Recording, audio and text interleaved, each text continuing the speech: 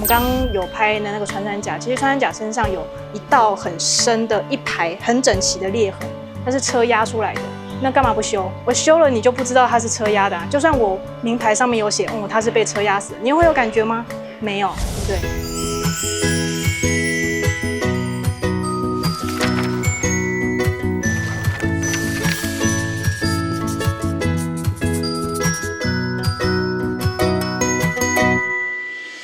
每个人都像是一本书，承载着不同的故事，而每一个故事都值得被听见、被看见。大家好，欢迎来到真人图书馆。今天这本书的主角是一位和生命打交道的人，他是标本师，一个你或许从未听过的职业。他的工作是为死亡赋予延续，让逝去的生命成为提醒我们守护生态的讯号。现在就让我们翻开这本冷门却动人的生命之书，一起阅读标本师周可为的故事。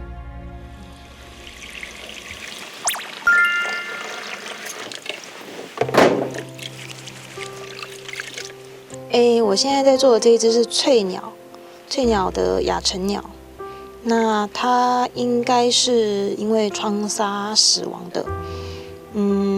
我们在解剖它的时候有发现它就是头顶的骨头是有一点淤血，然后有破损。对，那通常窗纱的鸟撞到之后，如果撞得够严重的话，就会直接当场就死掉。那它是在中研院里面被识获的，那识获之后就会直接送来标本室这边进行制作。那我们就是要把它身上的一些脏污、血迹、粪便这些都洗干净，然后做一些解剖，把它的肌肉组织、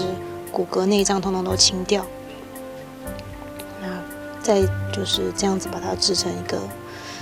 干净的标本。你们看这个，这是只剩骨骼的部分，然后这个就是撞破掉的头骨，这样子。那很多就是窗纱的，因为他们那个飞行的速度很快，所以一个瞬间那个冲击力很大，很常会把他们自己的骨头撞断，或者是就是脖子一折，鸟就走了这样子。我一开始其实是做野鸟救伤出身的。那在野鸟救伤中心要看的是就无止境的血肉伤口，然后还要处理那些伤口，而且是在鸟还活着的情况下处理，所以我不太怕伤口啊、血这些东西。本来一开始就没有害怕，对，然后加上就是也是蛮喜欢动物的，我觉得他们活着的时候已经很漂亮。那死掉之后，如果我可以用一些方式继续保持它们的美丽，还有其他更多后续的用途，不是说动物死掉就埋掉或者是丢掉烧掉这样子，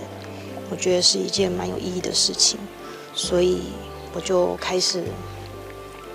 学习这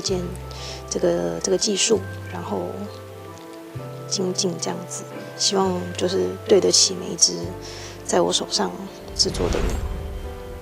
要不就是民众识获，要不就是救伤中心来的，那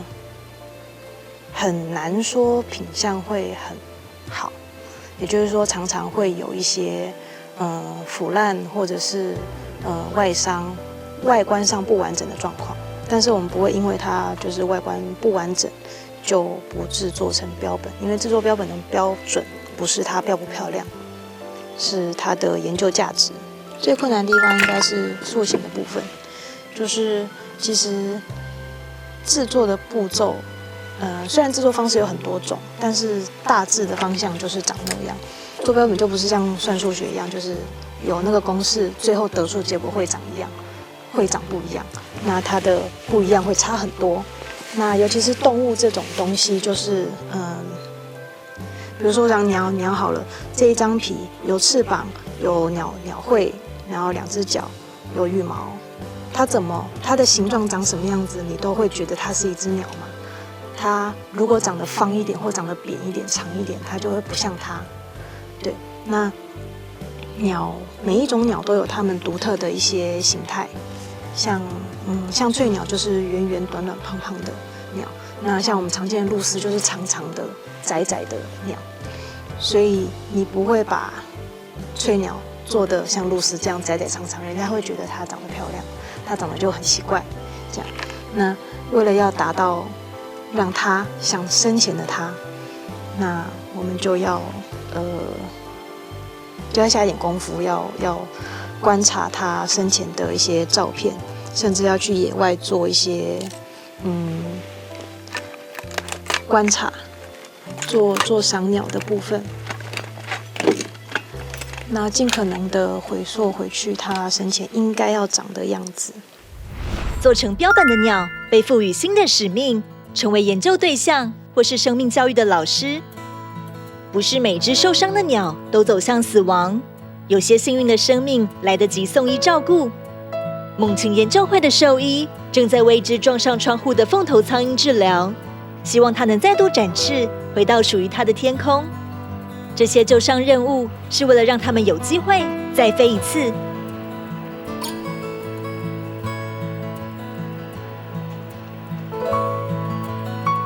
这个是雷射，那它是一个不可见光。那我们用的是大概808 nm 的那个波长雷射光。那这个雷射光主要是可以拿来治疗比较深层的一些软组织的一些那种伤害。之前撞了玻璃之后呢，它的左翅就举不太起来。那我们后来检查发现它没有骨骼上的异常，有帮它拍 X 光，然后没有骨折，也没有脱臼，但是它的左翅就是没有办法正常的完全打开，可以稍微打开，但是没有办法完全打开。后来认为它应该是软组织的受伤，或者是神经性的问题，所以我们就会使用一些比较类似物理治疗。凤头苍鹰的话呢，它是4月份来的，然后它的来源地是台北市的中山区北安路一带，然后它是那时候是认为是撞玻璃进来的。那它进来的时候，其实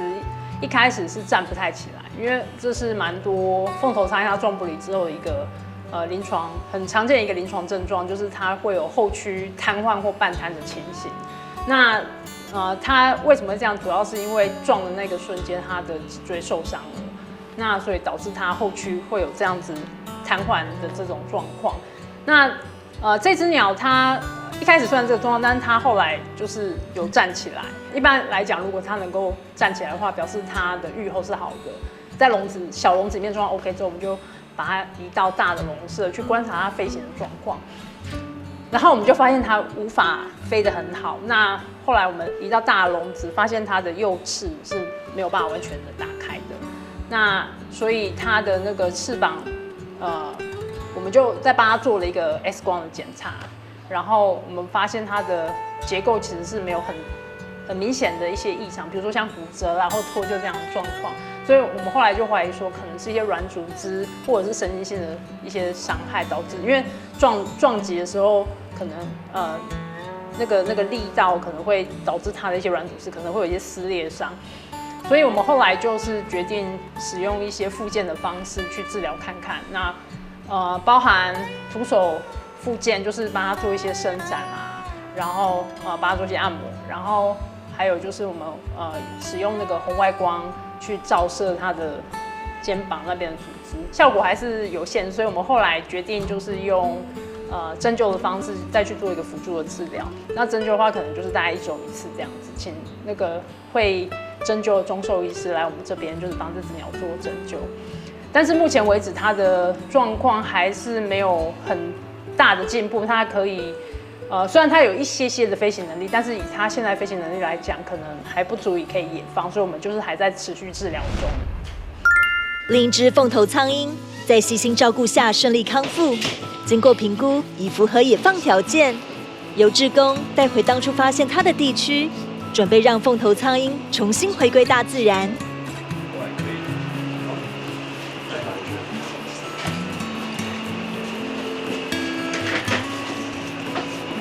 先盖3面。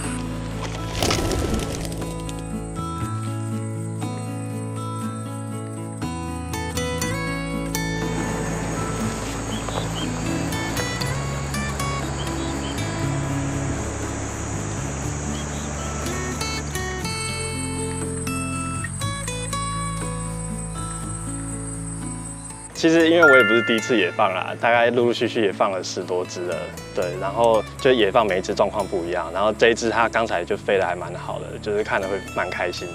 对，那有些是有时候它可能飞出来就附近一棵树就钻进去就不见，你也其实没看到什么飞那种就比较还好，所以今天我觉得还不错。大概2年，然后我到那边主要就是处理食物，就是他们那边猛禽平常每天要吃的东西。所以我们就是要处理老鼠、青蛙那些东西。那比较印象深刻的就是，因为我以前也没有接触过这些东西。那一开始应征志工的时候，就是想说啊，食物就很简单啊，食物反正就拿出来，然后看要什么分量就准备。结果一去的时候，那个志工的前辈带我的，他就拿着那只老鼠，然后跟我说：“你有处理过动物吗？”然后就一刀直接把它剪开，然后就看到那些内脏啊什么，然后就开始跟你说这个内脏是哪一块是胃，然后肠子什么要去掉的，就很冲击。因为我以前也没有接触过这些东西。我觉得就是大自然中的生命就应该是平等的，所以就是希望说大家都可以多关心一些自然环境里面的东西，因为大家可能在就是社会中，就是人类社会中的活动待久了以后，就开始好像你的生活就是人类社会，然后你会忽略身边的这些鸟叫声什么。但是如果你真的去赏鸟，你就会开始发现，其实你周遭环境有很多生物，它们都是生活在这个环境里。守护鸟类的不只有一个团队，台北鸟会也常年投入救伤工作，每年接获3、4千只伤鸟的通报，但能成功野放回归自然的不到3成。每一次救伤都是与死神竞赛。好，大家跟我一起来看看台北鸟会的救伤中心。台北鸟会救伤中心会收容一些生病或受伤的雏幼鸟跟成鸟。那基本上台湾的原生种鸟类，我们这边都会做接收。这样好，那它会在这边得到医疗上的帮助，还有行为上的辅助。那我们就一起进去来看看。这位就是我们台北鸟会野鸟救伤中心的专职吕佳姬小姐。佳姬姐，好久不见。对啊，上次那个大水屁啊，这样就是你照顾之后啊，很顺利野放，真的是太谢谢你了。不会，对，照顾起来真的是蛮多小故事的。对，但是它可以顺利野放，真的很好。对啊，因为以海鸟来讲，能够顺利野放，真的是也是它的也蛮对，蛮幸运的。那个时候啊，因为大水涕是海鸟，它的脚是有蹼的。那它不能站在坚硬的地板上，或者是这种笼子的这种横条上，它的脚是会受伤的。那我们人的环境也不可能让一只就是翼展很大的海鸟在家里面这样飞来飞去，所以我弄了一个阳台铺很厚的瑜伽垫，然后就让它在上面很缓慢活动。它其实不飞的时候，它飞的时候很帅，它不飞的时候很像鸭子，就是在那慢慢走，它腿还蛮短的，还蛮可爱的。那个时候呢，我就是在阳台上面布置了很多的躲避处啦，让它就是可以安心的休养。对，但是它偏偏喜欢上我的一盆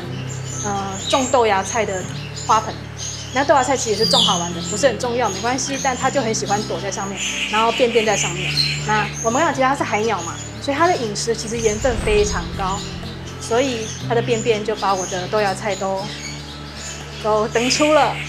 但是它还是很坚持喜欢蹲在那个花盆里面。之后，因为它是一个让我印象很深刻的救伤经验，所以我后来其实有写一篇文章在讲这一只海鸟。那我也把它坐在花盆里面的画面画成图，就是那个专栏里面的插图配图这样。对，因为它实在太让我印象深刻了。印象深刻的第二件事情是，第一次野放就可以成功，这是我幸运，这不是什么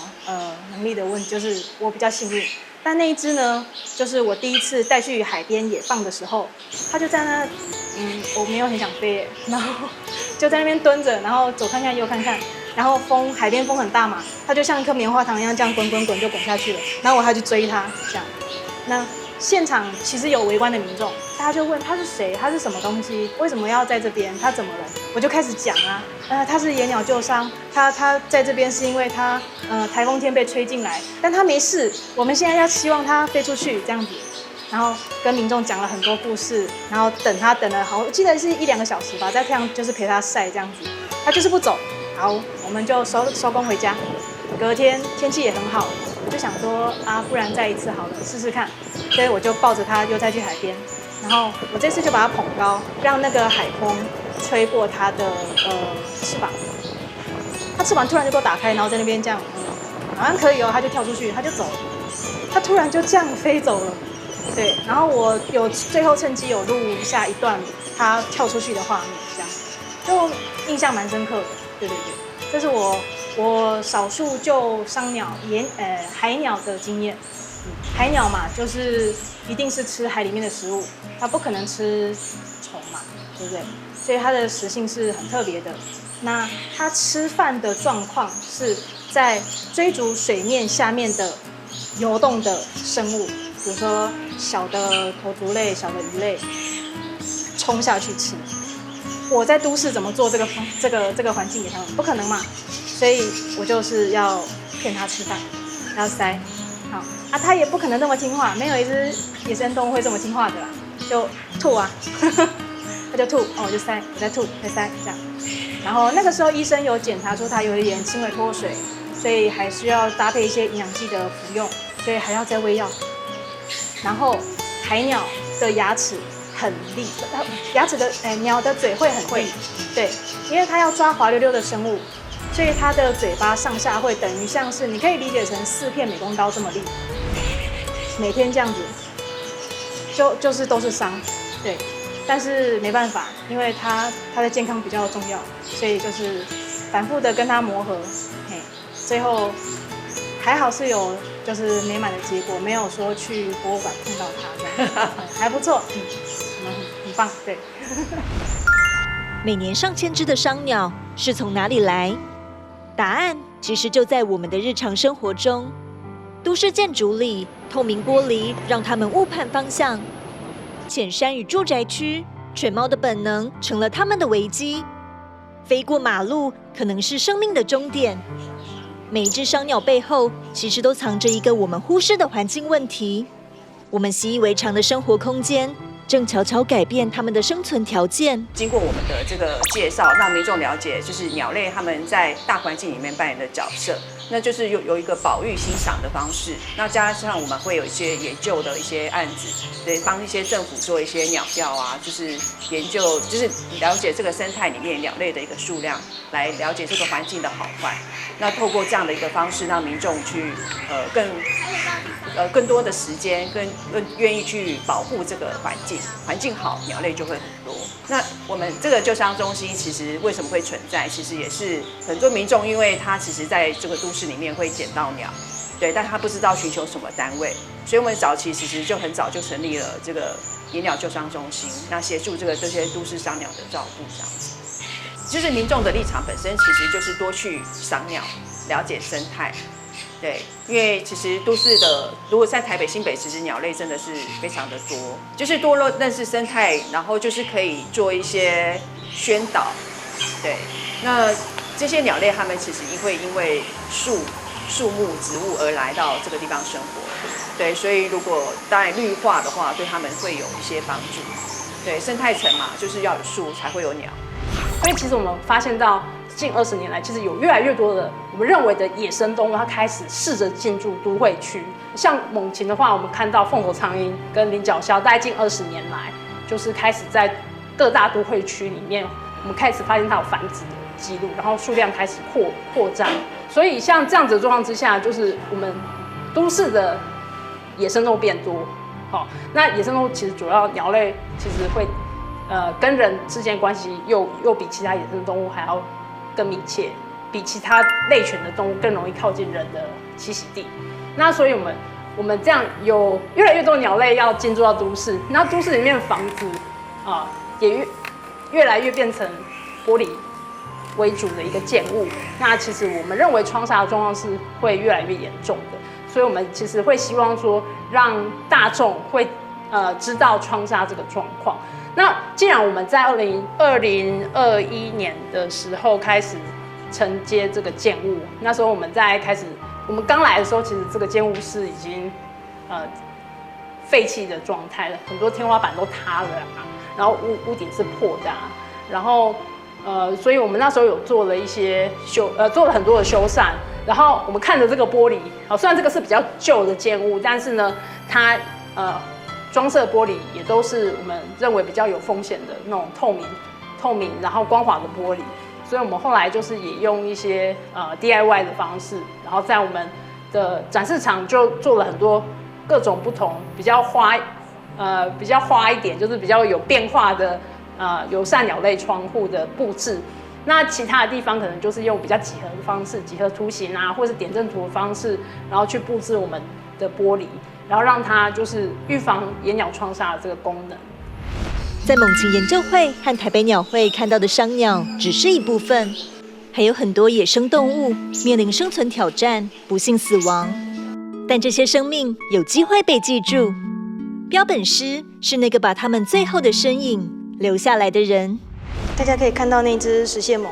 那只石蟹獴是我我第一次做兽类的作品。那可以看到它其实有很多不完美的地方，那这只也蛮特别的，它是很确定它是车祸死掉的，然后它肚子里面还有一个小孩，在解剖的时候有被找出来，小孩最后也有被做成标本这样子。那它身上有一些就是因为车祸磨掉的一些毛皮的部分，我没有把它修补回去，就是要保留它。就是车祸这个证据，这样。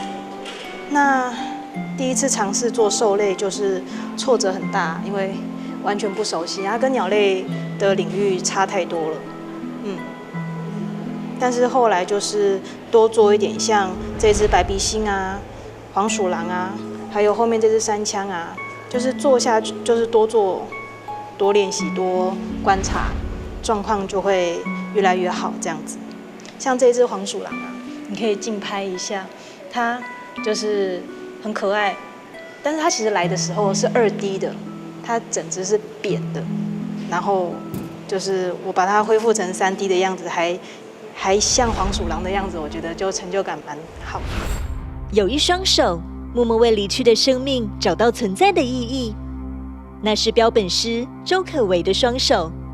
他的工作很特别，神秘又冷门。连最亲近的家人也不太能明白他为何选择这条路。刚开始确实是实实在在的反对呢，因为家长嘛，就是希望有一个至少像工作的工作，可是他看到我就是怎么一直在摸一些动物，还是死掉的动物，这到底在干什么？花很多时间这样子，像话吗？这样，那。我也是要慢慢的告诉家里的人说我在做什么，做这件事情的意义在哪里。那我很喜欢这件事情，很喜欢进行这件事情。对，那家里的人呢，大概反对的声浪这样了，打个8折嘛，打个7折，就是呢，现在我被同意做得到的事情，就是我必须得把自己的工作独立冰在自己的冰箱，所以我买了一台小冰箱放在我的房间里面，那个冰箱里面都没有食物，然后就是我在工作的时候啊，我妈就会过来帮我们关起来，对，偶尔只有比如说我们家的猫咪会闻到一些味道，会过来看一下，但也是走掉了，这样子就没有要理我，然后我就一个人安安静静的工作，这是我跟我们家里面达到的平衡。我很喜欢，因为像我说我很喜欢动物嘛，那我其实也蛮惊讶，动物漂亮的时候大家都喜欢啊，要不然这么多人去动物园做什么，对不对？可是为什么动物死掉我也很喜欢呢？真是一个很奇怪的点。但是我觉得它们死掉也还是很漂亮，尤其是我后面学习到了就是博物馆的典藏这部分，做标本其实是有意义的，不是只是一个玩票心态或者是炫耀心态这样子。那这加深了我对这件事的喜好，所以我觉得我非常喜欢这份工作。对于生命的意义吗？当然，他们活着的时候在生态界里面扮演的角色都很重要嘛。每一种动物都是一个重要的角色，他们有自己的工作。动物在死掉之后，他们死掉了，由我们这样的角色去把它保存下来。他们可以叙述的事情，大概就是他们生前就是遇到的一些状况，可能甚至是跟我们人类比较息息相关的，像我们刚刚说的窗杀、鹿杀、犬杀，最近很红的犬猫杀这些，他们这些事情在发生在动物身上的时候，不是只有鸟类哦，所有的动物都会有这个问题。那会在他们身上发生，就是会有一些证据，对。那我觉得这个证据就是他们死后的生命的价值，对。除了学术的研究用途之外，民众对这个标本身上可以学到什么事情，我觉得这部分很重要。因为我如果每一只标本都做得漂漂亮亮的，他们就哇好漂亮哦，在那个镁光灯下面啊很漂亮很漂亮，看看就走过去了，没了，什么都没有发生这样。可是如果你今天做一只只有一只脚的鸟，它就会在那边想啊，为什么只有一只脚？为什么不修？你不是标本师吗？干嘛不修？对。那像我们刚刚有拍的那个穿山甲，其实穿山甲身上有一道很深的一排很整齐的裂痕，那是车压出来的，那干嘛不修？我修了你就不知道它是车压的啊！就算我名牌上面有写，它是被车压死的，你会有感觉吗？没有，对不对？对，所以这部分我觉得给民众带来的学习机会跟冲击是好的，也是重要的。自然生态是人类和万物一起共享的空间，每一件标本背后的死亡原因，都可能是环境对人类的提醒。可谓用双手认真地为逝去的生命留下第二次存在的机会，这就是他成为标本师的理由，让生命不只是离开，而是继续被看见、被记住。这本书翻到这里，暂时合上，我们下次再翻开另一本书吧。